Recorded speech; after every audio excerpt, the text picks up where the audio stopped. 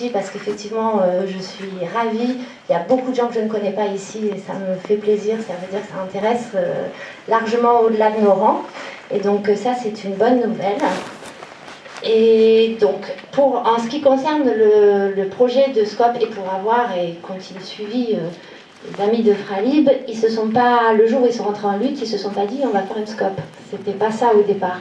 Au départ, c'était préserver son emploi, et c'est au fur et à mesure de la lutte que s'est construit l'idée qu'il existait une autre façon de produire, une autre société, et à partir de ce moment-là, plus largement une économie sociale et solidaire qui peut se substituer au système capitaliste dans lequel on vit aujourd'hui. Donc ce premier atelier va parler de l'économie sociale et solidaire, hier, aujourd'hui et demain. Eh bien, merci Hélène, je vous salue tous et toutes, je suis très heureux d'être là, parce que comme vous le savez, pour nous qui travaillons d'ores et déjà dans l'économie sociale ou dans l'économie sociale et solidaire, la lutte des Fralib, elle est exemplaire aujourd'hui pour des tas de raisons qu'on ne va pas vous apprendre, et que c'est important qu'on soit là avec vous, et en particulier parce que on veut aussi montrer qu'on continue, bien sûr le parti de gauche, mais globalement le front de gauche, à vouloir soutenir votre lutte et qu'elle débouche sur une activité concrète de reprise le plus vite possible. Donc, ça date grosso modo du début du 19e siècle, donc on s'inscrit dans une histoire assez ancienne, et on peut en puiser les sources globalement dans ce qu'on appelait le mouvement du socialisme utopique.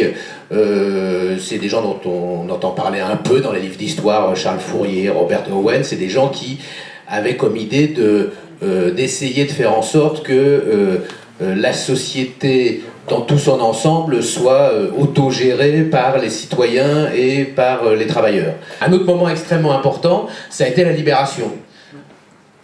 En 1944 et en 1945, c'est la première fois qu'on voit, maintenant on n'est plus le seul pays à l'avoir inscrit dans son histoire, mais c'est la première fois qu'on voit le soutien dans un programme politique au développement des coopératives, des mutuelles et d'économie sociale.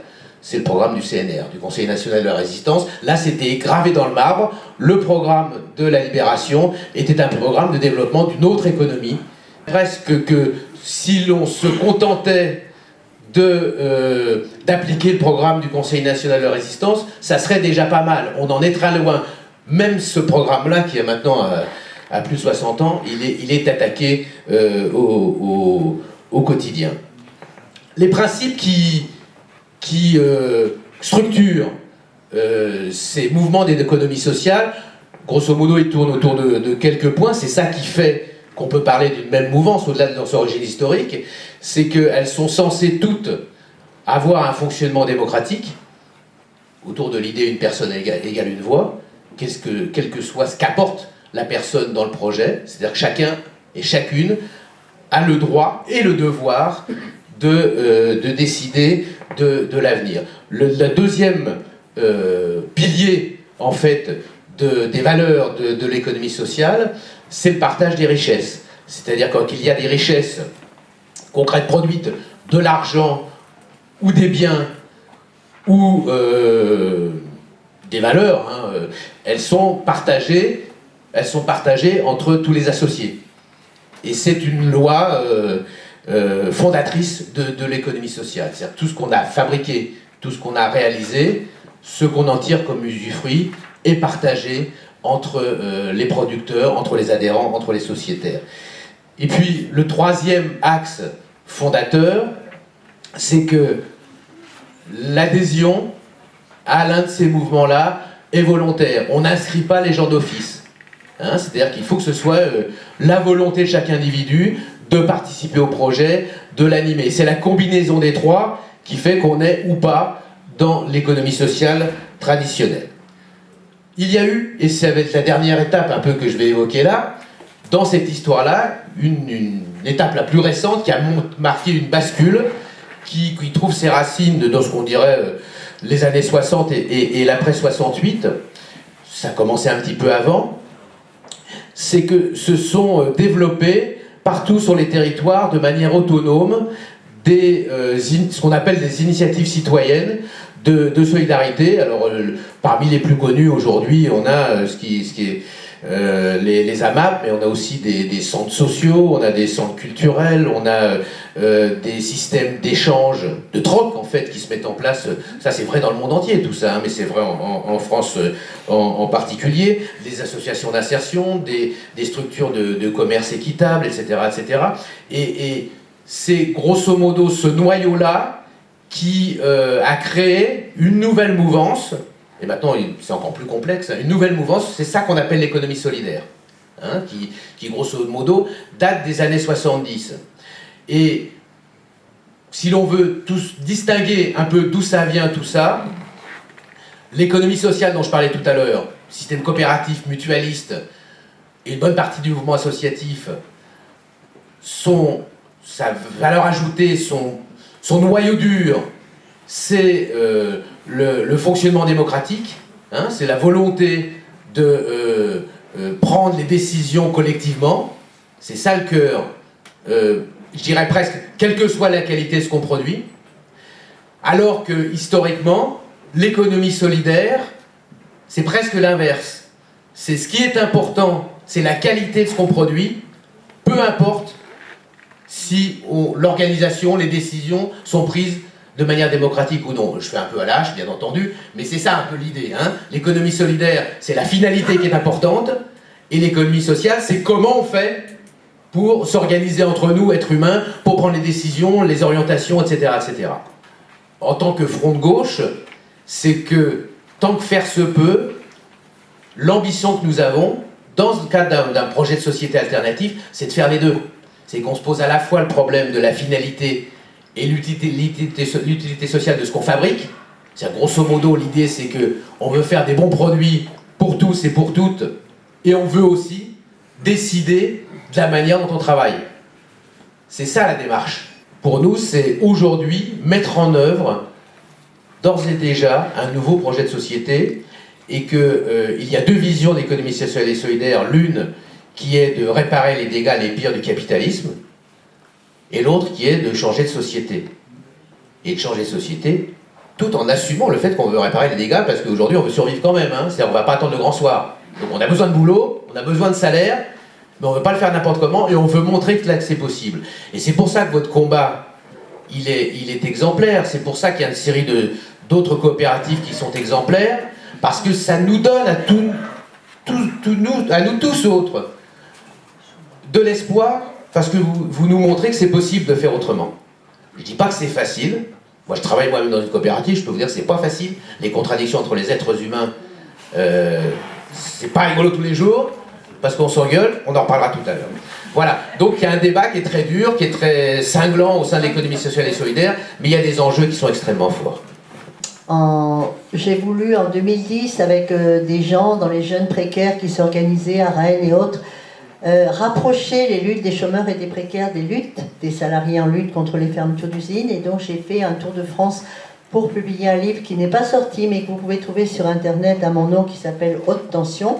J'ai fait le tour d'une trentaine ou 35 entreprises, surtout privées, de l'industrie et aussi publiques, pour recueillir la parole des syndicalistes en lutte. Et je leur ai laissé expliquer dans chaque lutte pourquoi la lutte avait réussi ou non. Et les luttes qui ont le plus réussi, c'était toujours des luttes qui étaient menées soit par une alliance intersyndicale forte, soit par un seul syndicat suffisamment puissant pour mener la lutte, comme par exemple Ford à Bordeaux, peut-être ici aussi, et qui étaient des luttes qui avaient réussi à s'appuyer sur le concours des élus locaux. Et ces luttes-là, soit elles ont gagné, soit elles ont beaucoup retardé l'issue finale, soit elles résistent encore. Et donc, suite à ça, j'ai continué à rester en relation avec tous ces syndicalistes qui sont restés des amis. Certains, par exemple, ceux qui avaient mené des luttes en Poitou-Charentes, le leader CGT de nous, Fabrice Gué-Yerman, le leader CFDT de Liège, dont j'oublie le nom, et puis un autre leader syndical SNCF-CGT, ont été pris par le conseil régional Poitou-Charentes et s'occupent d'aider les salariés qui veulent reprendre leur entreprise au Crénuscope. Je dis ça parce que justement ça montre à quel point il faut compter, mobiliser, arracher ce soutien des régions. Et j'ai visité donc des SCOP, dont une coopérative d'activité et d'emploi du Poitou-Charentes, ce qui m'a fait après rentrer en contact avec Copanam en Ile-de-France et me brancher de plus en plus sur cet enjeu de l'économie sociale et solidaire, parce que beaucoup de jeunes aujourd'hui ne veulent plus rentrer dans le salariat tel qu'on leur offre, c'est-à-dire un salariat précaire, mal payé alors qu'ils sont surdiplômés. Pour ceux qui sont diplômés et blancs, ceux qui ne sont pas diplômés et blancs, ils ne trouvent plus de boulot, hein, c'est tout simple, dans les tours. Hein. Et donc, ils ne veulent plus de ce type de boulot où on leur demande d'utiliser toute leur intelligence pour faire de la merde, produire de la merde, vendre de la merde, et ils se réimplantent à la campagne où ils montent des projets innovants, ils recréent des solidarités. Et il y a des territoires en France comme la Bretagne, les Pays Basques, des territoires qui ont une tradition de résistance à l'État central et d'auto-organisation, qui aujourd'hui sont un peu en pointe dans cette reconstruction. Mon métier est d'accompagner des porteurs de projets, des entrepreneurs qui veulent développer justement des projets d'entreprise. Alors quand on dit entreprise dans l'ESS, comme l'a dit tout à l'heure mon collègue, c'est bien des associations, des coopératives, des mutuelles et autres. Il y a des tonnes de manières de faire. En revanche, la première chose qu'il faut savoir, c'est que quand on entreprend dans l'économie sociale et solidaire, il y a deux enjeux maintenant, au jour d'aujourd'hui. Je vais parler vraiment d'aujourd'hui. Le premier enjeu, c'est répondre à des besoins sociaux. L'emploi en fait partie prioritairement. Mais il y en a d'autres, l'impact environnemental, le lien social, la culture, les pratiques culturelles. Il y a d'énormes chantiers qu'on a à développer dans le champ de l'économie sociale et solidaire. Après, il y a un deuxième point qui se développe maintenant, qui m'intéresse moi particulièrement et qui vous intéresse aussi particulièrement aujourd'hui, c'est prendre des marchés aussi à l'économie capitaliste. Et je pense que ça, c'est vraiment quelque chose d'important. On s'est cantonné effectivement pendant très longtemps à l'économie réparatrice en se disant tiens, là ça rapporte pas trop, on va essayer de laisser les gens de l'ESS parce qu'ils ont une conscience et puis ils vont essayer de développer les choses. Mais nous, on a aussi envie de dire que sur les territoires, il y a une économie. Il y a une économie qui génère aussi des profits, qui génère aussi de l'emploi et qui doit être au service des valeurs que l'on porte dans le champ de l'économie sociale et solidaire. Et ces valeurs, nous en tout cas, quand on accompagne des projets, on essaie d'en retrouver quatre. Et dans vos projets, dans les projets d'économie sociale et solidaire, on essaie de les mettre en avant. La première dimension, c'est l'utilité sociale. Alors elle prend différentes formes, mais en tout cas c'est quand même quelque chose de fondamental. Le deuxième point, c'est la gouvernance participative. Comment on intègre l'ensemble des parties prenantes d'un projet aux prises de décision. Et je dis bien aux prises de décision, c'est quand même quelque chose de fondamental. Le troisième point, c'est qu'on est quand même dans une activité économique. Ça, c'est le premier élément. Le troisième élément, pardon. Et le quatrième élément, c'est qu'on est ancré sur un territoire. Et ça, je pense que c'est fondamental. L'ancrage sur le territoire, ça veut dire que mon entreprise, elle ne va pas travailler tout seul, mais va travailler avec un ensemble de partenaires que je vais choisir. Je vais définir une ligne partenariale. Tout ça pour dire que derrière ces quatre piliers se cache, ou ne se cache pas en tout cas, un fondement qui est la coopération.